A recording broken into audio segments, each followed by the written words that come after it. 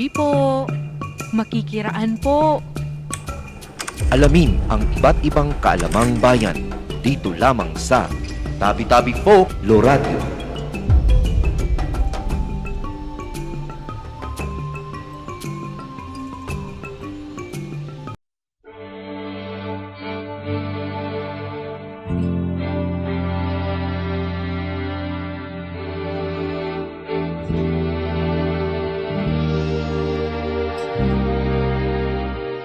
Nung unang panahon, ang langit at lupa'y magkaratik halos laganap ang tuwa. Kapag sa panga ni butil ay wala, ang gubat at ilog may handang biyaya. Nung unang panahon, ang sikat ng araw ay nagpapalago sa bawat halaman. Bakit kaya ngayon kay init ng darang ilog tinutuyo, parang tinitigang Lao, piyobagi, nguyag, sabi nga ng mga teduray, mga ginigiliw namin tagapakinig at taga-subaybay at sa ating mga kasali at ka-folklore. Inihahandog ng Aliguyon University of the Philippines Folklorists Incorporated sa pamamagitan ng UP Kolehiyo ng Arte at Literatura, ang Tabi-Tabi Folklore Radio sa DZUP. Regular na mapapakinggan ang ating programa sa DZUP 1602 kHz at pwede rin sa audio live streaming sa dzup.org. Alam nyo mga kasali at mga ka-folklore, natutuwa po kami at sa bungad na ito ng 2026 ay meron po tayong ipakikilalang isang espesyal na episode. At ito po yung magiging paksa namin ngayong araw. Ako po ang inyong host, isa sa mga regular na host, co-producer ng ating Tabi-Tabi Folklore Radio, Mary Jane B. Rodriguez-Tatel, ang inyong lingkod, ka-folklore at kasali. Ako po ang makakasama nyo ngayong araw. Samahan niyo po ako sa isang napapanahong paksa. No? Sabi ko nga kanina, isang special na episode, pinamagatan nating Mamakoli. Ang Mamakoli po para po sa ating mga taga-subaybay na hindi po Itawes, ayan, ay galing sa wikang Itawes. No? Bakit ito kinuha sa wikang Itawes? Mamaya malalaman natin. Na ang ibig sabihin ay kwento ng mga matatanda. So pinamagatan po natin itong Mamakoli, kwentuhang lola or lolo at apo sa Tabi-Tabi Folklore Radio. Narinig niyo ba yung awit ni Kuli Desma, yung opening salvo natin kanina? Ito daw po ay bahagi ng kanyang album noong 1983 na Ako ay Pilipino. Pero ito ay kinatha ni national artist Benvenido Lombera para sa isang groundbreaking rock opera na pinamagatang Tales of the Manubo noong 1977. Itinanghal ito ng Ballet Philippines at nilapatan ng musika ni Nonong Pedero.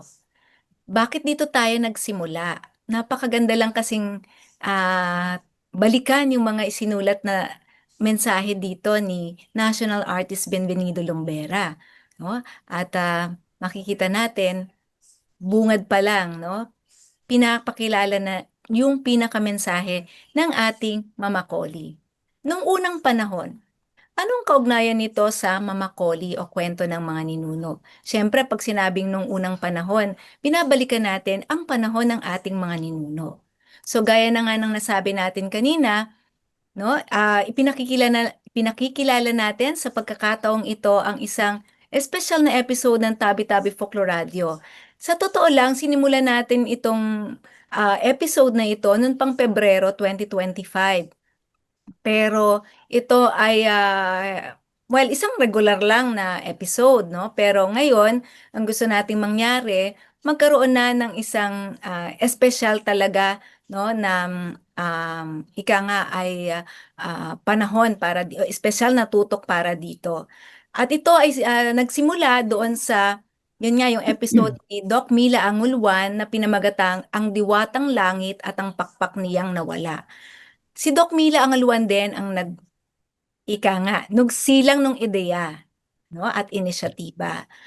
Kasama niya ang kanyang apo na si Anino Velasco na siyang pinakabatang kasapi ng aming samahan. Gayon din yung isa pang chikiting, no, na kanyang apo pero hindi pa namin miyembro, si Mayari Tadeo, binigyang buhay nila yung kwento ng Diwatang Langit at ang Pakpak Niyang Nawala.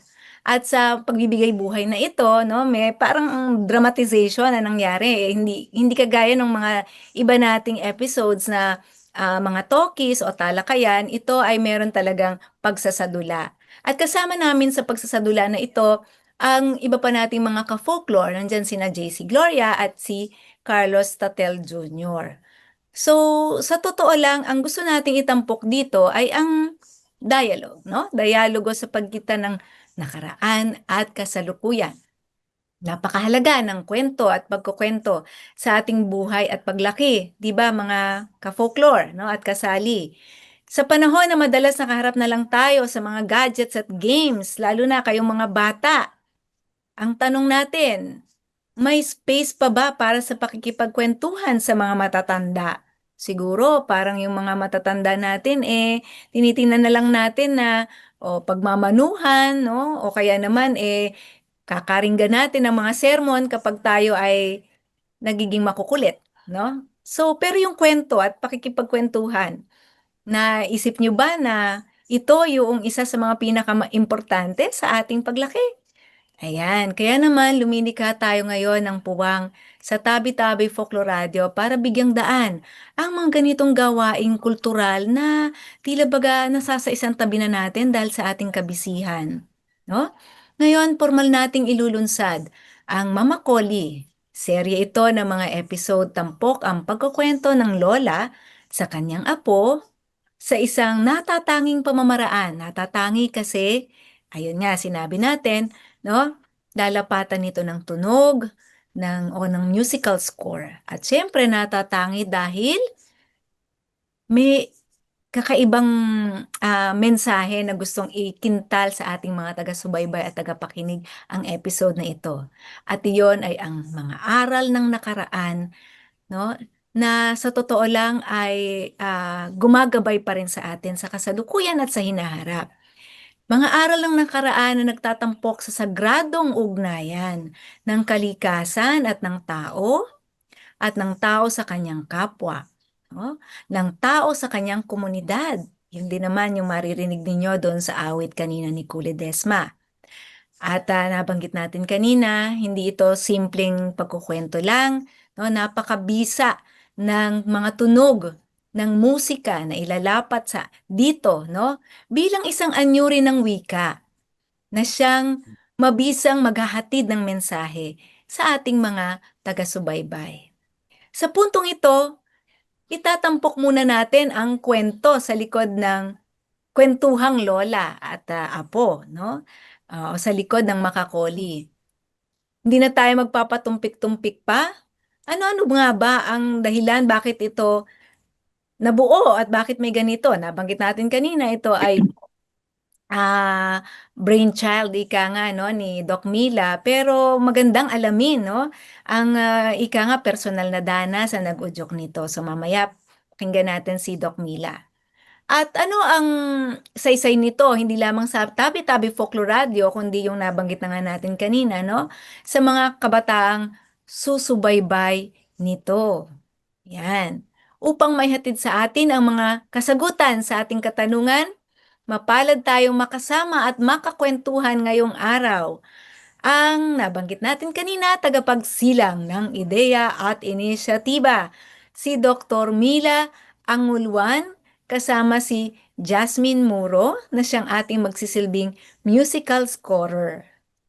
Ayan, so ipapakilala muna natin ang ating mga panauhing tagapagsalita at ka-folklore na rin sa totoo lang. Tubong Tumaw Cagayan, isang Itawes at isa ring Ilocano. Kita nyo ang lalim ng kanyang pinagmumulan, no? Talagang napaka lalim ng kanyang roots dati-rating scholar ng bayan sa UP Diliman. So mula sa bayan ng Tuwao, Cagayan at bayan ng Ilocandia, no? Naging bahagi rin siya ng bayan ng UP. Dito po siya nagtapos ng kanyang BA Mass Communications at Mass Communication at nagturo din sa UP Baguio for siguro ilang taon din 'yon, no? Parang 5 taon nakasama ko po siya sa UP Baguio, unang teaching stint ko po 'yan sa UP. Matapos yun nagpunta ng Amerika at nagtrabaho doon bilang doktor ng makasining na pagpapahayag. O 'di ba, hindi lahat ng doktor ay MD lang kasi merong PhD, Doctor of Philosophy. So siya ay nagpakadalubhasa sa expressive arts therapy at ito yung kanyang batayan ng pagiging doktor ngayon o manggagamot ng kaluluwa sa pamamagitan ng sining. Okay. So mga ka-folklore, pasalubungan po natin ng mainit na virtual na palakpakan si Dr. Mila Angulwan. Doc Mila, Hi, magandang araw sa inyong lahat. Dito po sa Amerika ay gabi na. Pero ako po ay masayang-masaya na kayo ay makasama at masabi sa inyo bakit nga ba meron tayong kwentuhan. 'Di ba yun ang tanong, Jane? yes. Oo. At So, ito ba ay simpleng ano lang? Bahagi lang ba to ng Tabi-Tabi Folklore Radio? Gusto nating ungkatin o uriratin yung personal na oo, ika nga syempre. nasa likod nito. Okay. Ako ay si Mila, taga Tuaw, Cagayan. Ang nanay ko ay Ilocano, ang tatay ko ay Itawes. Dala-dala ko po sila. At hindi lamang sila, pati ang lola ko. Lola kasi pinalaki ako ng lola ko sa kanyang mga kwento. At Ayan. hindi po ako magiging ganitong tao na masasabi ko naman po na disente, mapagmahal, matulungin. Kung hindi po dun sa mga aral na ibinigay sa akin ng aking lola sa kanyang mga kwento. Kaya gusto ko pong ituloy yun kasi kahit na sa ngayong panahon na punong-puno ng AI, ng mga gadgets, Ingay. ha? Ingay. AI, ingay. O, di ba nagra-rhyme? Ingat.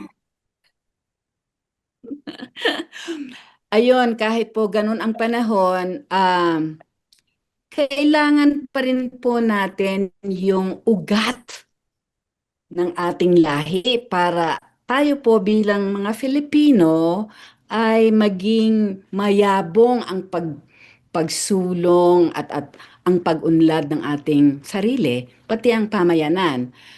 Kung hindi po dun sa mga kwento ng lola ko, wala po ako dito sa kinalalagyan ko ngayon. Kaya gusto ko pong ipasa yon, yung naibigay sa akin, gusto ko ring ibigay sa mga apo ko na ngayon. Kaya ano kaya yung mga kwento? Pumili po ako ng mga kwento na maaring makakintal sa puso nila nung halaga ng pagiging apo at lola.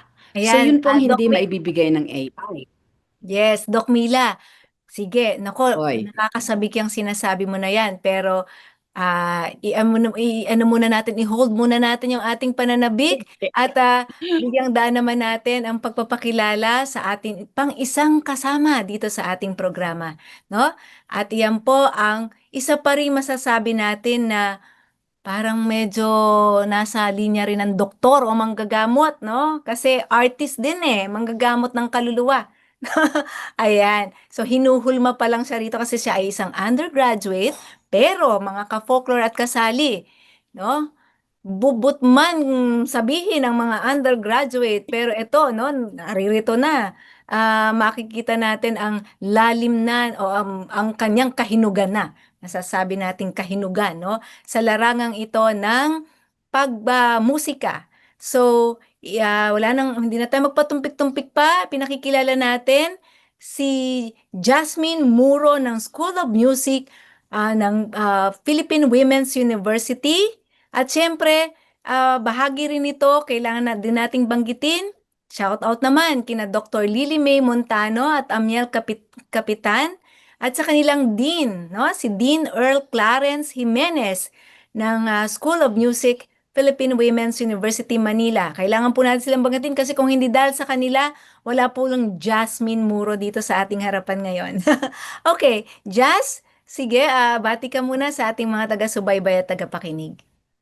Hello po, magandang umaga. Sobrang nakakasabik na nandito po ako sa inyo harapan. And sa pagdating po dito sa ating kwento, isang malaking opportunity para maibahagi ang aking pagmamahal sa musika. And ang pag-scoring ko dito sa kwentong ah, diwatang langit na kanyang pakpak na nawala ay isang grabing proseso dahil kailangan pang mag-research of course ng mga ng music na kailangan namin, at the same time yung pag-spotting ng mga kailangan naming lagyan ng SFX sa gaya ng pakpak, ng ilog, and something like that, ay ang aming naging ano, focus dito sa paggawa ng kwentong para maging mabuhay, kumbaga, ang ating kwento.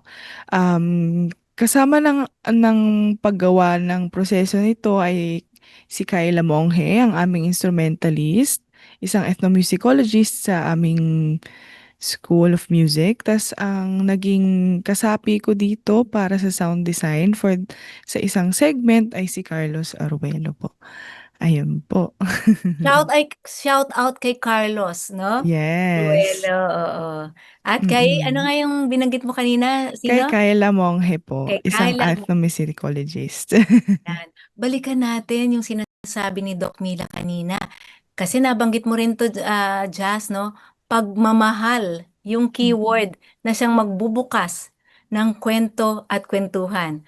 Pagmamahal ang nagbunsod kay Doc Mila, no? Para maisip yung ganitong klase ng episodyo, no? Para sa ating Tabi-Tabi Folklore Radio. And I'm sure, Doc Mila, pagmamahal din yung dahilan kung bakit Diwatang Langit at ang pakpak niyang nawala ang napili mo. Sige nga, bakit ito?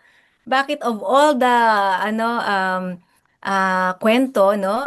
Itong Diwatang Langit. Aba kasi malawak yung kanyang kahulugan, hindi lamang sa Pilipinas, maraming kultura sa buong mundo, ang ganun din ang kwento. Yun pala, ito ay nakabatay sa constellation na Pleiades. Pleiades yung Balati. pitong Pleiades, yeah. Ito yung pitong Ay, hindi Orion pala. bituin, yung pitong bituin sa langit na constellation Pleiades. Dito ibinatay, dito galing ang kwento.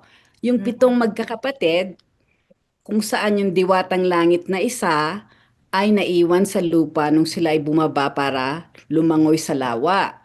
So, yung pagmamahal na yon ay nakita natin doon sa kanyang paano siya naging ligtas doon sa pagiging mag-isa kasi iniwanan siya ng mga kapatid niya dahil nawala ang pakpak niya.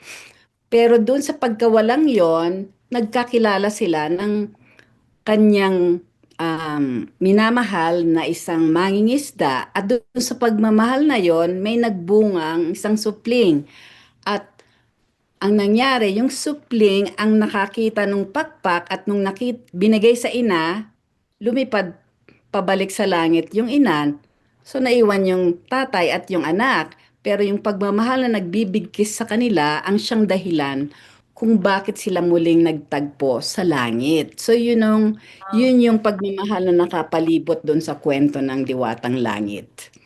Speaking of pagbabalik sa langit, so isang taga-langit tapos bumunta sa lupa at umibig sa isang taga-lupa. Binabanggit yan ni Kule Desma dun sa awit niya eh. No, nung unang panahon, magkaugnay pa o iisa pa ang langit at lupa. At ang kaisahan na ito ay nasa mga kaalamang bayan natin, mitolohiya natin, sa oral lore natin. Sumisimbolo ito doon sa kabuuan ng universo at yung kabuuan na ito has something to do wholeness, no? It has something to do with well-being or wellness, 'di ba? Yung holism, yung pagiging buo. Okay. Ginhawa. So, babalikan natin yung mga ika nga i-unpack o hihimay-himayin natin yung esensya nitong kwentuhan ng Mama Collie sa framework na ito ng dialogue sa pagitan ng lola, lolo, at apo. No? Sa aming pagbabalik. Okay? Mga ka-folklore, kasali, huwag bibitiw. Ang DZUP 1602 ay miyembro ng kapisanan ng mga broadcaster ng Pilipinas. Sa DZUP 1602, kasali ka! Halika na't makinig sa DZUP 1602. Tayo na't makinig sa DZUP 1602. Ikaw ako, tayo sa DZUP 1602. Kasali ka. Wow, girl, ang galing mo mag-edit. Thanks ha. Pinaghirapan ko to. Girl, favor naman. Pwede ka bang mag-edit para sa akin? Sure. I usually charge for No. As a favor. favor. Okay lang, 'di ba? Always pay your artists. Art is their living. Sorry, friend. I understand. Anong going rate mo? Isang paalala mula sa DZUP 1602, kasali ka.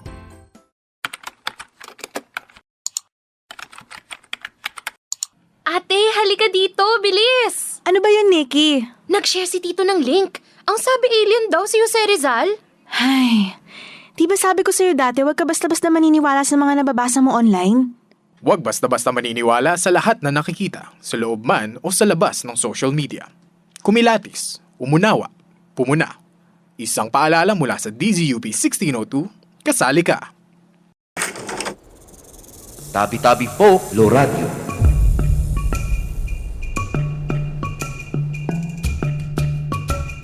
Nung unang panahon, ang patak ng ulan, pinasasariwa, dahong naninilaw.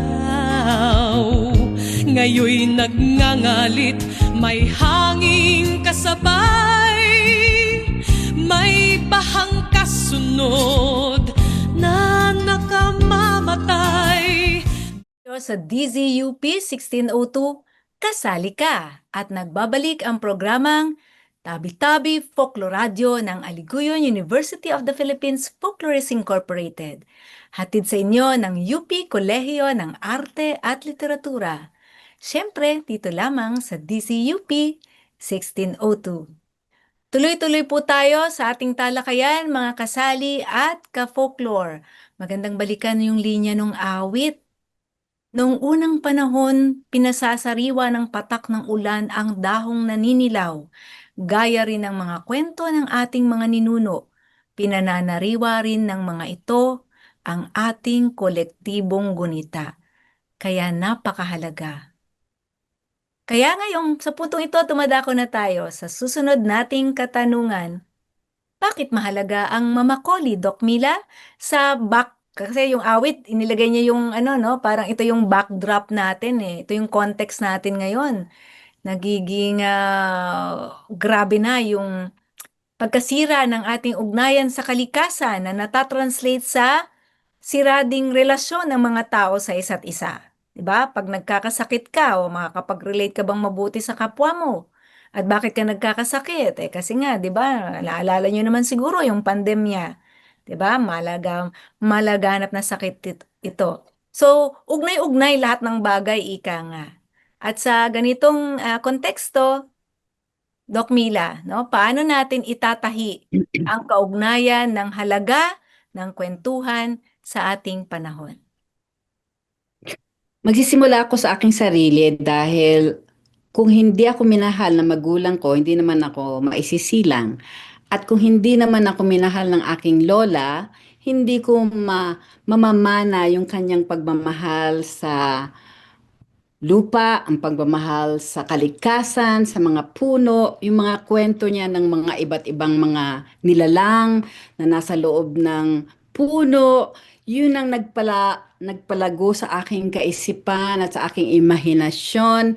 At yun ang nagpasimuno ng aking paglalakbay tungo sa pagsisilbi sa iba. Dahil dun sa pagmamahal na ipinamana niya sa akin, ay gusto ko ring maipamana yon, maipagpatuloy ang nagawa niyang pagpapamana doon sa aking mga apo. At yun ang mahalaga para sa ating kwentuhan para maipamana natin sa ating mga kabataan ang mga mahalaga sa ating puso.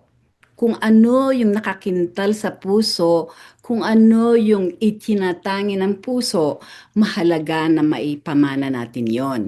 At yon, pagkukwentuhan ang nakita kong napakahalagang medium or pamamaraan para magawa iyon. Kaya, yun ang dahilan kung bakit tayo merong kwentuhang lola at apo. Napakaganda ng sinabi mo, Doc Mila. Naalala ko tuloy yung aking pakikipagkwentuhan sa mga teduray. Kasi ang sabi Mhm. nila, yung kwento ng ninuno nila, hindi lang ito simpleng for entertainment. More than Mm-mm. anything else, ito ay isang parang ritual. Kasi may Mm. sumasapi daw na espiritu ng ninuno, yung espiritu ng Mm. storyteller, no? So Yeah. yung kwento, hindi lang siya kasi sa atin ang kwento um binabasa, no? Kung tayo ano, o kaya pinapakinggan. Pero ito pala ay isang pakikipagniig sa mga Mm. espiritu. Kaya nga tamang-tama yung sinabi mo sa akin, no? Sa behind the ano no, sa ano tawag nito?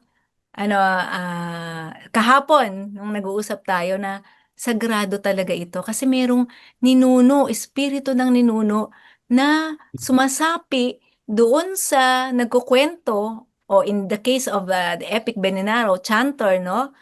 At Mhm. siya ang nagpapanuto o nagagagabay doon sa gunita, no? Mm. Importante Mhm. yung memory, yung collective memory. 'Di ba, Doc Mm-mm. Mila? Sa Oh, pagpapamana na 'yan, napakahalaga nung gunita, 'di ba? Ano masasabi mo diyan? tama ang sinabi mo, Jane, kasi doon sa ating pagniniig na sinasabi mula doon sa nakatatanda patungo sa nakababata, nagkakaroon ng ginhawa. Yung Hmm, ginhawang yun, yung sense of well-being na yon, na correct. hindi mo makikita kasi yun yung daluyan ng pagmamahalan. Ipinapamana mo sa iyong minamahal na apo yung naipamana sa iyo ng iyong lola at lolo noon. So pinagpapatuloy mo ang daloy ng buhay at pagmamahalan na nakakapagbigay ng ginhawa. Yun ang mahalaga, yung ginhawa natin sa kalooban. Speaking of ginhawa, okay, kasi when we speak of ginhawa, parang laging sinasabi nasa gut level 'to, no? Pero 'di ba, sa ating kasalukuyang pagkaunawa ngayon sa neuroscience, ang second Mm. brain nga daw natin yung gut eh. So may kaugnayan Mm. yung sikmura sa utak. At ang utak Mhm. sa lumang paniniwala at sa makabagong siyensya, no? Ang siya mismong isa sa pinakaimportante kaya nga central nervous system at narito yung gunita. Narito Mm. yung kaluluwa, no? Kaya ngayon, Mm. sabi nga ni Dr. Salazar, talaban yan eh, kaluluwa at ginhawa. So pinag-uugnay Mm. ng kwento sa pamamagitan ng gunita, yung kaluluwa at saka ginhawa. At yung pagkakaugnay na ito ng kaluluwa at ginhawa, ito yung, tama yung sinabi ni Doc Mila, nagde-define ng kabuuan o wholeness na Mhm. tinatranslate natin bilang well-being. So sa praktikal na konteksto, no? 'Di ba? Yung mga may demensya at saka Alzheimer's, parang feeling nila wala na ring meaning ang buhay nila at saka tayong mga kasama nila. Ewan ko, kayo ba mga kasalit ka folklore, may mga matatanda ba kayo sa bahay?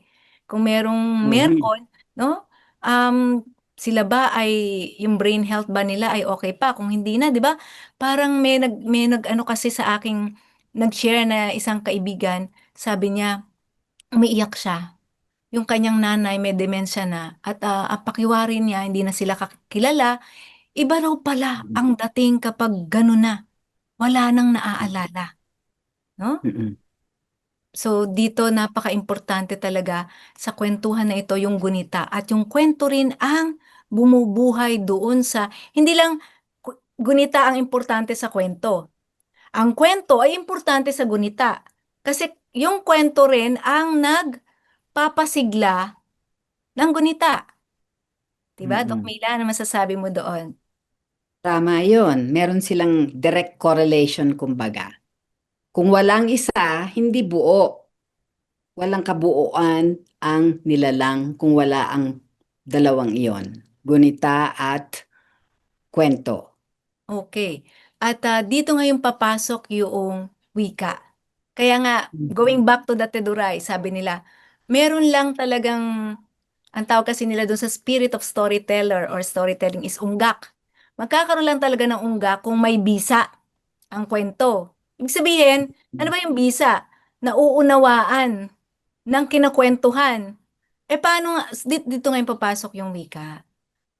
'Di ba? Mhm. So yung wika yung nagpapaunawa doon sa saysay o meaning ng kwento at siya ring nagdinadaluyan ng kolektibong gunita. Kaya po importante rito yung katutubong wika. And speaking of wika, ito, may isang klase ng wika sa panitikang oral.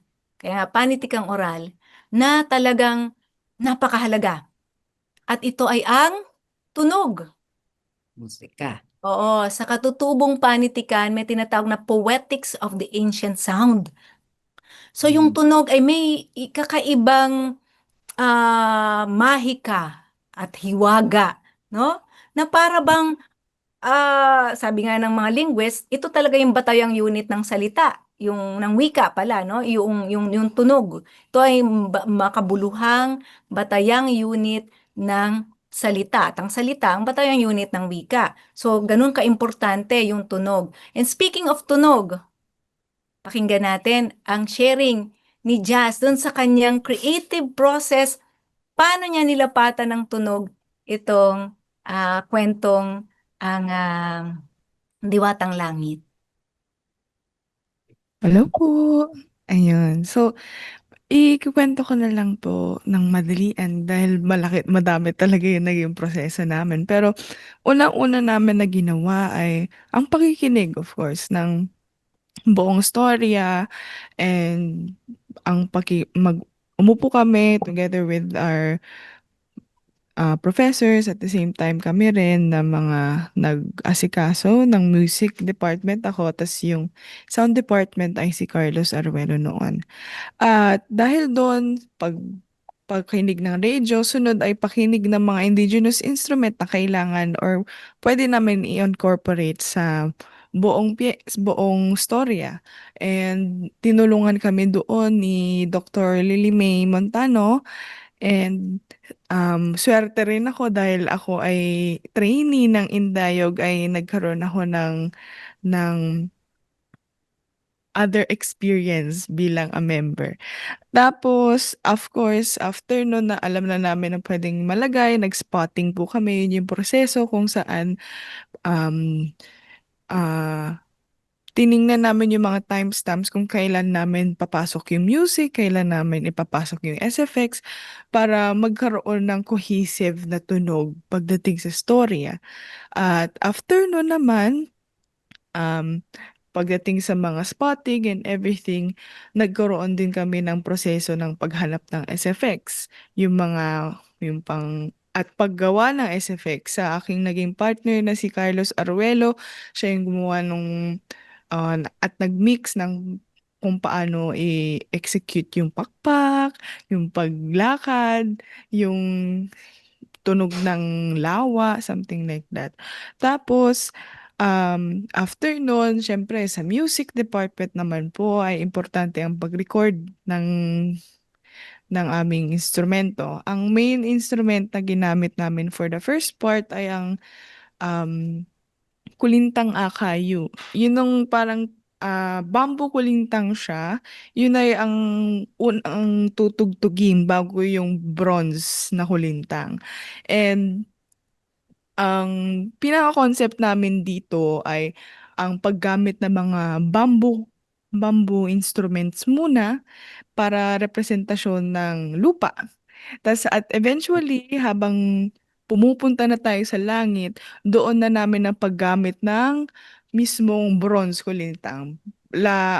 Nagsisignify ng royalty at the same time ang and grande. Kasi in our indigenous people, they used it for celebration, for grand um, mga events kagaya ng weddings and everything. So we want to parang i-match din yun. Tapos, after ng recording, of course, dun po namin yung pag-mixing ng mga music at saka SFX kung paano namin ile-level, kumbaga, para hindi masyadong distracting the tenga, something like that. And eventually, ang mixing for me ay yung parang paghahabi ng dalawang music at saka SFX at saka mismong kwento para magkaroon ng maayos na harmony pagdating sa inyong mga tenga at inyong magandang pakikinig.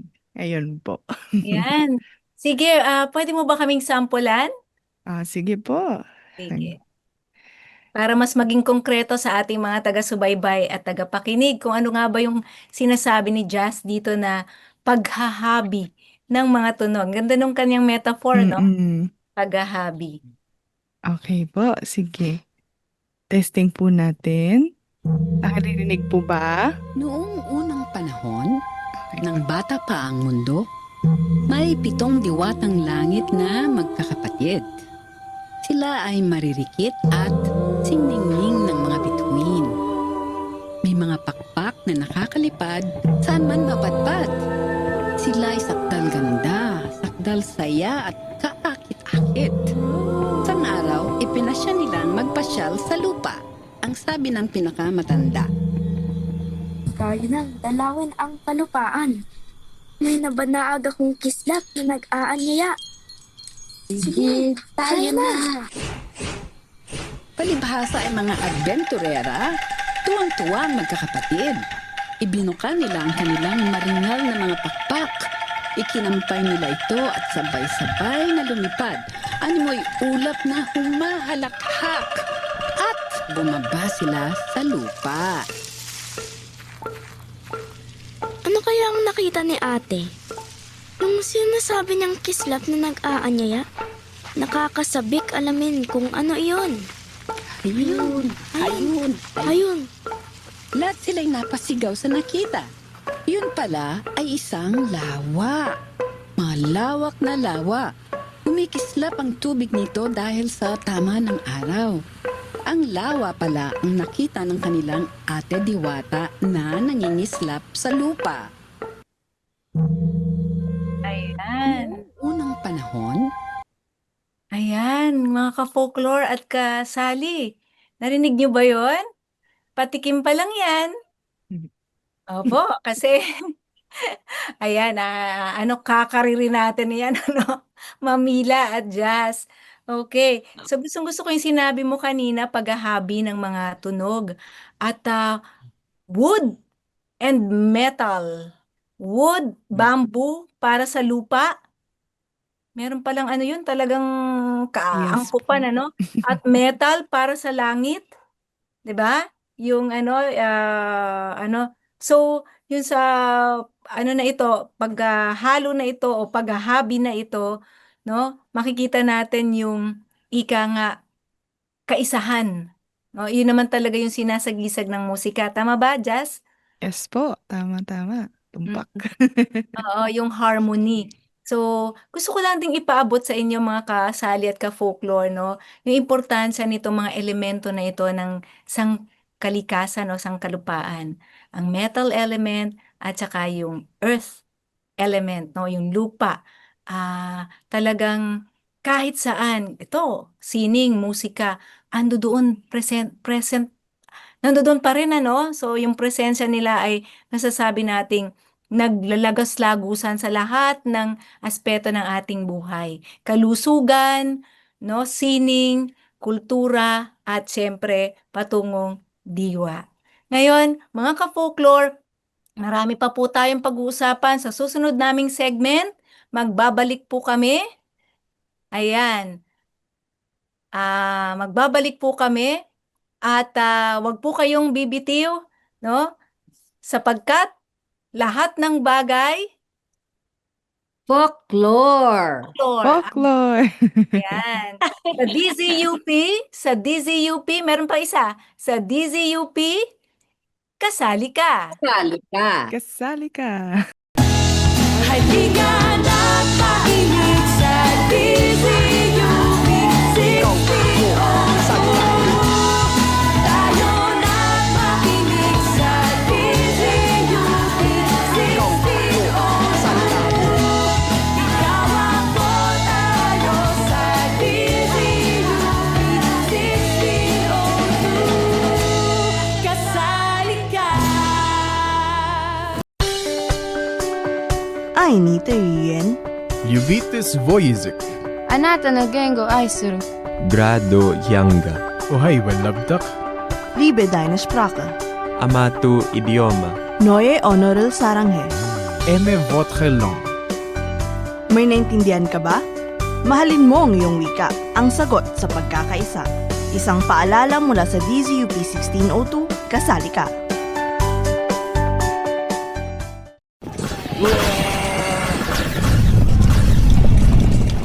Kayong makakakita, batiin ninyo siya at huwag kalilimutan ang mga nalugmok sa gabi. Under love's heavy burden do I sing. Sa dagat man irog ng kaligayahan, lahat, pati puso, ay naaagnas ding marahang-marahan.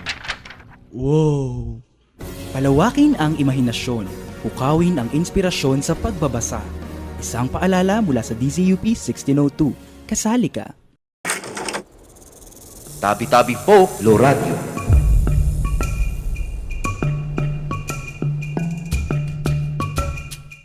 Nung unang panahon, ang puso ng tao'y marunong magmahal, hindi nanloloko. Sa hapis ng iba'y laang makisalo, lalong pumayapa at hindi maggulo. Pati na ang langit na dati kay Baba ay nagpakalayo sa ulilang lupa. Ba't halag gumising, tuyuin ang luha ng nananawagan at nagpapawa. Kayo sa DZUP 1602, kasali ka! At nagbabalik ang programang Tabi-Tabi Folklore Radio sa paksa naming Makakoli, Kwentuhang Lola o Lolo at Apo, Isang Paglulunsad. Hatid po ito sa inyo ng Aliguyon University of the Philippines Folklorists Incorporated. Dito lamang yan sa DZUP 1602. Ako po muli ang inyong kasama at kasali, Mary Jane Rodriguez Tatel, tampok ang ating mga panauhing, sina Doc Mila Anguluan at Jasmine Muro ng School of Music, Philippine Women's University. Nagbabalik na po, ito na po yung huling bahagi ng ating kwentuhang mamakoli. Sa puntong ito, pag-usapan natin, gaano nga ba kahalaga ang kwento o kwentuhan? Well, kanina napapahapyawan na natin yan. No, ang mamakoli sa ating mga Pilipino, sa ating kalikasan, sa ating buhay komunidad at kalinangang bayan.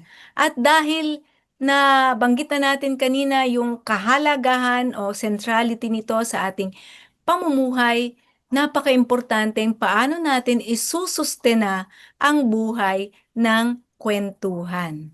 So, ayun. Ma'am Mila, no, alam ko very challenging itong gawain na ito, lalo na't kayo ay napalayo sa lupang tinubuan, pero alam kong hindi ito hadlang. Sabi kanina sa music, no, napapalayo sa lupa, pero yung inyong diwa ay nakaugat pa rin dito sa lupa. Pero alam ko, napakarami talaga mga challenges. So, Doc Mila? Okay, Jane, maraming salamat. Maraming challenges, maraming hamon, pero mas malakas ang apoy na siyang nagpapalakas ng pag-ibig sa bayan, pag-ibig sa pamilya, sa mga apo, pag-ibig sa sarili. Kasi lahat yan ay konektado, lahat yan ay buo, di ba? So, ang naisip natin, kahit nandito ako sa Amerika, maraming Filipino dito, maraming mga nakatatanda, alam ko, gusto rin nilang ibahagi ang kanilang mga kwento ng kanilang pinag-ugatan, ang kwento ng kanilang mga ninuno, kwento ng kanilang mga pinagsilangan doon sa mga nakababata. At alam ko na maraming magkakagusto ng ganitong gawain, kagaya ng nangyari sa akin na ipinasa ko sa mga apo ang kwentong isang kwento na magpapalago ng kanilang puso at ng kanilang isip. So, ang naisip ko, maraming mga akong kakilala, kagaya ko rin lola, at maghahanap sila ng kanilang mga nakababatang pwedeng pamanahan. Hindi naman kailangan apo mismo, kundi nakababata. So, ang nangyari doon, meron tayong intergenerational exchange kung tawagin para yung karunungan ng nakatatanda ay may papasa doon sa nakababata at doon sa exchange na yon ay yumayaman ang ating kultura, yumayaman ang ating kalooban, yumayaman ang pamayanan dahil doon. So yung sinasabi nating ginhawa ay napapayabong natin. So yon, nasa Amerika pero maraming Pilipino rito na nakatatanda mga kwento na ipapasa sa kabataan. At Yun yun- ang ating Okay. At iyon nga, yung feeling na away from home, yun din yung nagtutulak sa atin para manatili sa tahanan o lupang tinubuan. Di ba? Yan yung feeling din ng mga nasa malalayo eh. Oo, tama yun. Kasi naghahanap sila parati ng yung tahanan. Saan nga ba ang tahanan? Eh di nasa puso, nasa kaugatan ng ating mga kanununuan na hindi natin nalilimutan dahil dala natin sila. Dala-dala natin silang parati. At yung kwentong niya ng ating mga ninuno ay napaka-universal, timeless. Kasi ang sinasabi lang Tama. naman ng ating mga ninuno, pag-ibig sa kapwa at ang ating kapwa ay ang ating kapwa-tao at ang kapwa natin na kalikasan o kapaligiran na siyang kabahagi ng ating buhay. Kung wala iyon, ay hindi naman tayo makakahinga at makakakain, di ba? So, yun yung dahilan kung bakit napaka-importante nitong kwentong ito ng ating mga ninuno. Okay, so Jazz, alam ko na ikaw ay nasa fourth year, graduating student, no? Fourth year ka na. At napakatindi ng challenges ang isang graduating student. Ano-ano Yes. yung mga nakikita mong challenges dito sa iyong pakikip hobby ng iyong talento at danas at sarili sa Mama Collie? Actually ngayon po, gumawa po ako ng malakihang proposal para po sa ating proseso dahil ang aking plano ay ang pag-involve na mismo ng aking grupo which is yung PWU Gong Ensemble in Dayog sa ating pagtugtog para sa huling segment ng ating storya dahil doon na natin iso-showcase yung kulintang at ang magagaling na pagtugtog ng aming mga alumni at the same time ng mga aming seniors. Dahil trainee pa lang ako, hindi ko pa kaya yon. Kaya ako'y humihingi ng tulong sa aming grupo para sila ang makapagtugtog at ako naman ang magre-record at kasama naman po ang ating bagong volunteer na si Sir Pepe Manikan. Tas at the same time din po ang nakikita kong proseso lang po, ang challenges sa aming proseso ay ang aming ano ng time dahil sobrang daming mga projects din ng Indayog tas at the same time ng School of Music. Pero at the same time kakayanin naman at dun sa proposal na aking ginawa ay gagawa naman po ako ng tamang timeline at saka tamang pag-schedule. At the same time, lalaanan din natin ng pagbigay ng pagkain para sa ating mga recording session dahil more or less mga 3 weeks siya ang recording session namin. Pero every Saturday lang naman po yun. At saka, yun po yung medyo technical po talaga kasi kailangan ng maraming mic, kailangan ng saya. Pero I'm confident naman po na kaming dalawa, ang tandem namin ni Sir Pepe Manikan pagdating dito ay magiging maayos. At saka alam ko naman na kayang-kaya din ng aming mga seniors at alumni sa Indayog Gong Ensemble lang pag-perform at pagbigay ng justice sa aming mga sa ating piyesa ng Pilipinas. Wow, nakikita ko na dito ang isang napakalaking enerhiya, no? Pagsasama-sama ng mga sakripisyo ng sarili at talento, no? At panahon na sa pagitan ng Aliguyon UP Folklorists Incorporated, University of the Philippines Folklorists Incorporated at ng School of Music PWU through Indayog. So, ang Indayog ng mga tulay. Mga tulay na umiindayog, parang napakaganda yata visually, no? Yung tulay hindi talaga straight na matigas na rigid, kundi yung umiindayog na mga tulay. Kasi yung gusto ko rin dito tayo magtapos sa salitang ito ng tulay. Kasi yan naman din talaga yung sinasabi doon sa awit nung unang panahon. Kinakailangan talagang may tulayan ulit, no, ang langit at ang lupa upang nang sa ganon ay magkaroon tayo ng mabuting pamumuhay na tinatawag nga kanina ni Ma'am Mila na ginhawa o kaginhawahan.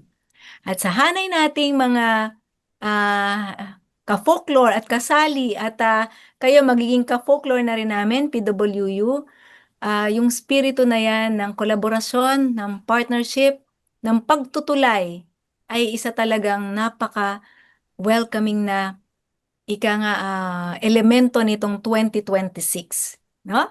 Magandang salbo talaga, kumbaga parang buena mano. Having heard from you na bukas kayo sa mga ganitong klase ng punyagi, efforts at sakripisyo, ay ngayon pa lang ang amin ng nagmumula sa kailaliman at sa kalangitan na pasasalamat. Okay? At syempre, tumutulay din po kami sa inyo, mga ka-folklore at kasali. No, syempre, DZUP, andyan pa rin. Lagi tayong tumutulay sa DZUP. Nakikita natin ang pagpapalawig nitong ating unang-una in terms of technical aspect, no, yung plataforma ng ating pag-ere na meron ng ganitong klase ng musical scoring ay isang talagang enhancement o pagpapayaman ng programa. At syempre, yung inclusion ng mga bata, yun kasi yung matagal ko na rin pinapangarap eh. Hindi lang talaga akademya, hindi lang talaga matatanda, no, ang ating pakay. Sabi nga ng isang IP leader, ang tunay na nagmamay-ari ng lupang ninuno ay ang kabataan, ang susunod na salinlahi. So, balikan natin yung sinabi ni Doc Mila kanina, yung wisdom ng sinabing intergenerationality.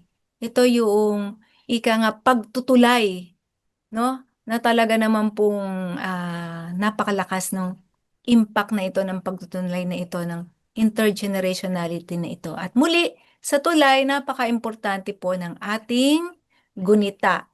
At sa gunita, ang lunsaran ng kwento at ang kwento naman din ang patuloy na bumubuhay sa gunita. Kaya, hayan po, mga kasali at ka-folklore. Sige po, huling pananalita. Doc Mila, ano po ang ating mensahe sa ating mga kasali at ka-folklore sa puntong ito? Ang inyo pong huling mensahe. Ang huling mensahe ay sa kwentuhan, tayo ay huwag maging kawawa, lagi tayong maging maginhawa. Okay? So, huwag kalilimutan ang ating pagkukwentuhan. Okay, at maraming salamat, Doc Mila. At syempre, simula pa lang ito ng mahabang paglalakbay sa ating Mama Collie. At sana lalo tayong bumabata sa mahabang paglalakbay na yan. Okay? Jazz? Yes po, tama yan. Ayun. Huling mensahe, Jazz. Ating Um, taga-subaybay. Yes, ating subaybayan ang ating pagkabuo ng ating kwento dahil alam kong at naniniwala ako na magiging spectacular, kumbaga, ang ating magiging kolaborasyon. Ayun, at music at ating kwento sa kabuuan. Kaya, subaybayan natin yan. Ayan. So sa putong ito, mga kasali at ka-folklore, balikan lang po natin yung mga huling linya ng awit ni Kule Desma. At nakakalungkot man ang ipinipinta niyang larawan doon, tayo po ay kinakailangan daw magmakaawa muli, no? Magsumamo. Pero sa pagsusumamong ito, sabi nga ni Ma'am Mila, no, hindi yung tipong nagsusumamo tayo, hindi dahil sa tayo ay mahina, kundi yung pagsusumamong ito ay pagpapakumbaba. Hanggat hindi po tayo natututong magpakumbaba, wala pong mangyayaring pagbubukas ng ating isipan at mga puso para papasukin ang mahika at hiwaga ng kwento at kwentuhan. So, Mama Collie, ang ating itutugon kung paano po natin susolusyonan ang napakalaking problema ng sangkatauhan. Simula pa lang po ito, subaybayan ang ating mga inahandang kwento at kwentuhan sa mga susunod na episodyo. Hanggang sa muli, maraming salamat po. Ano nga ang mabuhay sa Itawes? Matolay tera. Matolay tera, Mama Collie, matolay tera, mabuhay po tayo, mabuhay si Doc Mila, mabuhay si Jazz, ang UP Folklorist Incorporated, ang PWU College or School of Music. At kayo po, DZUP, kasali at ka-folklore, ano nga ulit yun? Mabuhay? Mama, ano nga? Tera? Matolay tera. Matolay tera. Uy, nandun yung tulay. Oo nga. Matolay tera. Sabay-sabay po tayo. Matolay tera. Yeah. Sumali muli sa naiibang kwentuhan dito sa Tabi-Tabi Folklore Radio.